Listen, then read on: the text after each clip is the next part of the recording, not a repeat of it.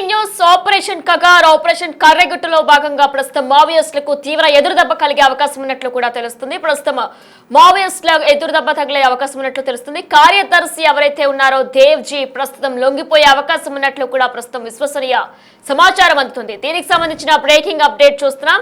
ఆయన 1-2 రోజుల్లోనే లొంగుపాటు పడే ఉండే అవకాశం ఉన్నట్లు కూడా ప్రస్తుతం సమాచారం అందుతుంది.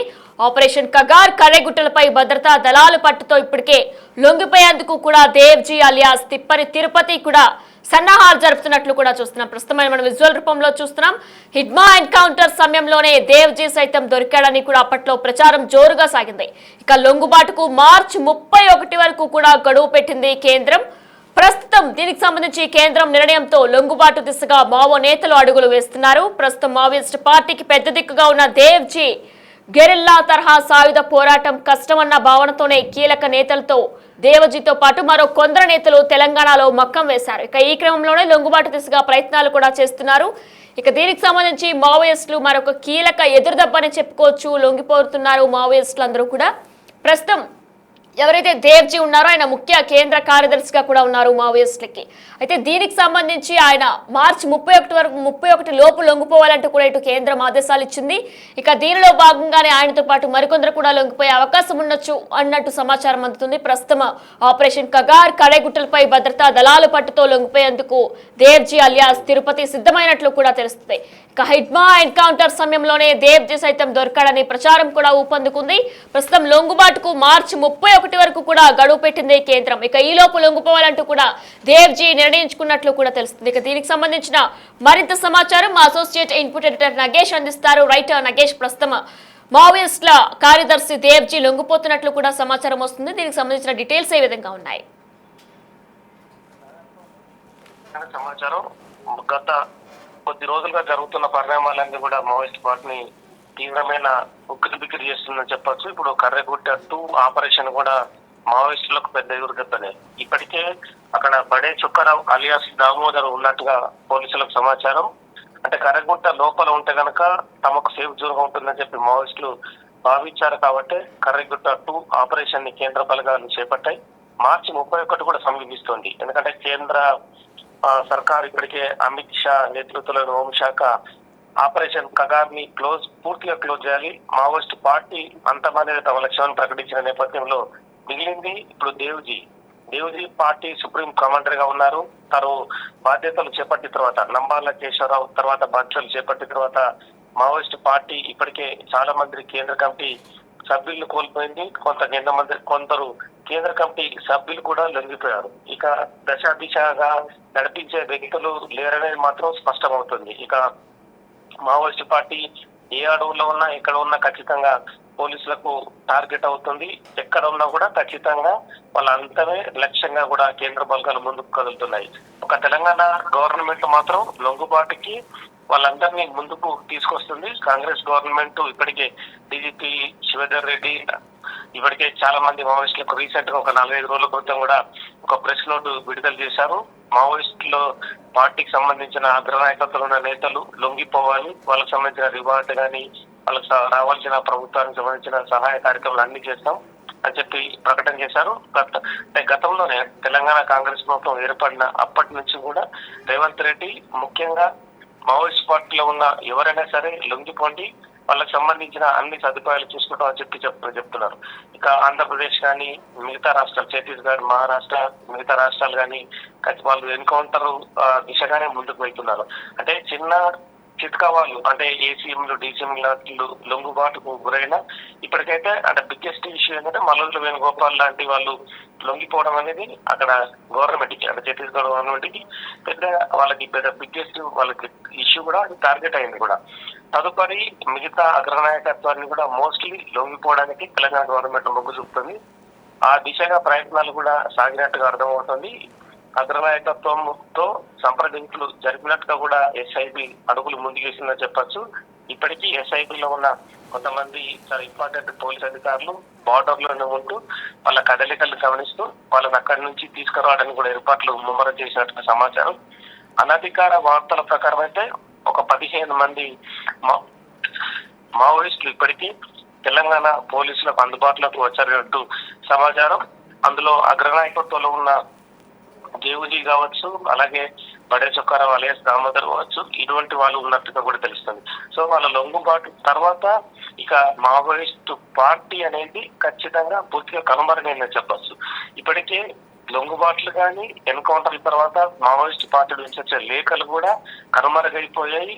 అంటే ప్రభుత్వాలపైన దాడికి దిగే సంబంధించిన అంశాన్ని వాళ్ళు ఇప్పటికీ ఎత్తి చూపలేకపోతున్నారు. అంటే ఎక్కడికెక్కడ వాళ్ళ కనెక్షన్స్ అన్ని కట్ అయిపోయాయని భావించవచ్చు. ఎందుకంటే మావోయిస్టు పార్టీ అనేది పీడిత ప్రజల కోసం ఎప్పుడో 5 దశాబ్దాల క్రితం ప్రారంభించిన పార్టీ అడుగుల్నే తమ స్థావరాలుగా ఎంచుకుంటూ ప్రభుత్వాలపైన దాడులు దిగాయి. ముఖ్యంగా పోలీసుల్ని టార్గెట్ చేస్తూ వాళ్ళు దాడులు చేస్తూ ముందుకు కదిలారు. కానీ ప్రభుత్వాల దిశ మారుతున్న నేపథ్యం, ఇప్పటికే బీజేపీ గవర్నమెంట్ అసలు మావోయిస్టు పార్టీ అనేది ఉండకూడదని చెప్పిన నేపథ్యంలో అభివృద్ధి లక్ష్యంగా ముందుకెళ్తున్నాం.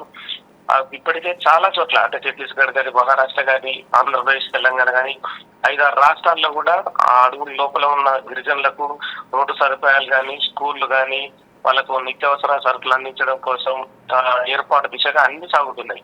హిడ్మా ఎన్కౌంటర్ తర్వాత మావోయిస్టు పార్టీ చాలా వరకు అంటే పెద్ద ఎత్తున నష్టపోయింది. హిడ్మా అనేది బిగ్గెస్ట్ టార్గెట్ గా అప్పట్లో ఉండేది. హిడ్మా ఎన్కౌంటర్ తర్వాత అసలు నడిపించే నాయకుడు లేని దిశగా ఆ పార్టీ మాత్రం అడుగులు ముందుకు వేయలేకపోతుంది.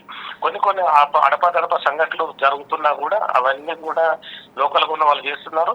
ఎన్కౌంటర్లు అయితే కంటిన్యూగా కేంద్ర బలగాలు చేస్తూ ఉన్నాయి. మొన్న రీసెంట్ గా జరిగిన ఎన్కౌంటర్లు కూడా చాలా మంది చనిపోయారు. ఇప్పుడు కూడా కర్రగుట్టల్లో కూడా ఒక ఎన్కౌంటర్ నడుస్తున్నట్టుగా తెలుస్తుంది. కానీ అఫీషియల్ గా మాత్రం ఎక్కడ ప్రకటించలేదు. కేంద్రానికి సంబంధించి అంటే సిఆర్పిఎఫ్ సంబంధించిన ఒక ప్రెస్ నోట్ కూడా నిన్న కాక మొన్న ఛత్తీస్గఢ్ ఐజీ కూడా బస్తర్ ఐజీ కూడా ఒక ప్రకటన విడుదల చేశారు. ఆపరేషన్ కొనసాగుతుంది, కానీ అధికారిక వివరాలు మాత్రం వెల్లడించలేమని చెప్పారు. అంటే కర్రెగుట్టలో కూడా ఉన్న మరి కొంతమంది నాయకుల టార్గెట్ దిశగా ఎన్కౌంటర్ కొనసాగుతుందని చెప్పొచ్చు. కానీ దేవుజీ అలియాస్ తిప్పురి తిరుపతి మాత్రం తెలంగాణ ఎస్ఐబికి అందుబాటులోకి వచ్చినట్టుగా సమాచారం. సేఫ్ సైడ్ గా తెలంగాణకు తీసుకొచ్చి తన నుంచి అంటే రికవరీస్ కానీ మిగతా విషయాలను చర్చించిన తర్వాతనే డీజీపీ శివేందర్ మీడియా ముందు దేవుజీని ప్రవేశపెట్టే అవకాశం కనిపిస్తుంది. నగేష్, దేవ్జీతో పాటు సహా మావోయిస్టులు ఎంతమంది వరకు కూడా లొంగిపోయే అవకాశం ఉందనుకోవచ్చు?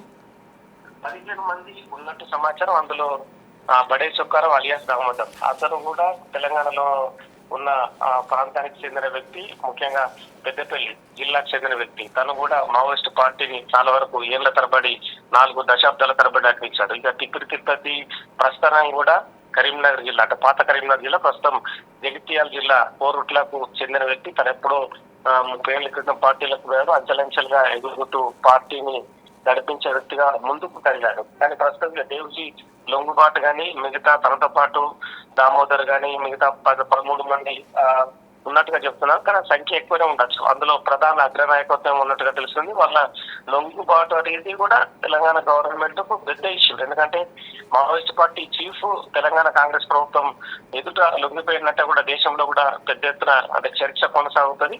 ఖచ్చితంగా దేవుజీ లొంగిపోయిన తర్వాత ఇక పార్టీని నడిపించే వ్యక్తులు లేరు కాబట్టి ఉన్న చిన్న చిన్న నాయకులు కూడా వాళ్లకు తెలిసిన అంటే నాయకుల ద్వారా కానీ తెలిసిన వ్యక్తుల ద్వారా లొంగిపోయేందుకే మొగ్గు చూపే అవకాశం కనిపిస్తుంది.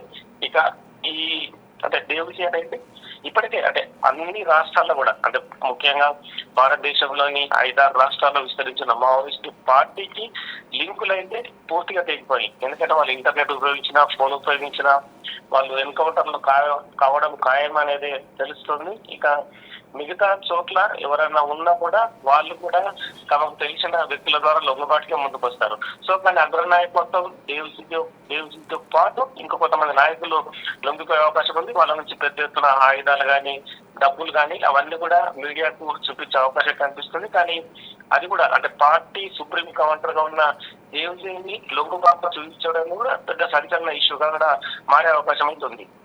Right Nagesh, thanks for the details. మావోయిస్టులకు మరొక కీలక ఎదురు దెబ్బ పడనుందా? లొంగిపోతున్నారు మావోయిస్టులందరూ కూడా. ప్రస్తుతం దేవ్జీ అలియాస్ తిరుపతి కూడా తెలంగాణ ప్రభుత్వాన్ని మరికొన్ని రోజుల్లో ఆశ్రయించబోతున్నట్లు కూడా తెలుస్తుంది. ఆయనతో పాటు 15 నుంచి 17 మంది మావోయిస్ట్ నేతలు కూడా లొంగిపోబోతున్నారు. ప్రస్తుతం ఈ దేవ్జీ లొంగిపోవడానికి చర్చలు సాగుతున్నట్లు కూడా విశ్వసనీయ సమాచారం అందుతుంది. 1-2 రోజుల్లోనే లొంగుబాటు ఉండే ఛాన్స్ కూడా ఉండబోతుంది. అయితే ఆపరేషన్ కగార్ కర్రెగుట్టలపై భద్రతా దళాలు పట్టుతో లొంగిపోయేందుకు కూడా సిద్ధమయ్యారు దేవ్జీ అలియాస్ తిప్పరి తిరుపతి. హిడ్మా ఎన్కౌంటర్ సమయంలోనే దేవ్జీ సైతం కూడా దొరికాడనే ప్రచారం అప్పట్లో ఊపందుకుంది. ప్రస్తుతం మార్చి 31 వరకు కూడా కేంద్రం ఒక గడువు పెట్టింది. ఇక ఈ గడువు లోపు కూడా వాళ్ళంతా కూడా లొంగిపోవడానికి సిద్ధంగా ఉన్నట్లు కూడా తెలుస్తుంది.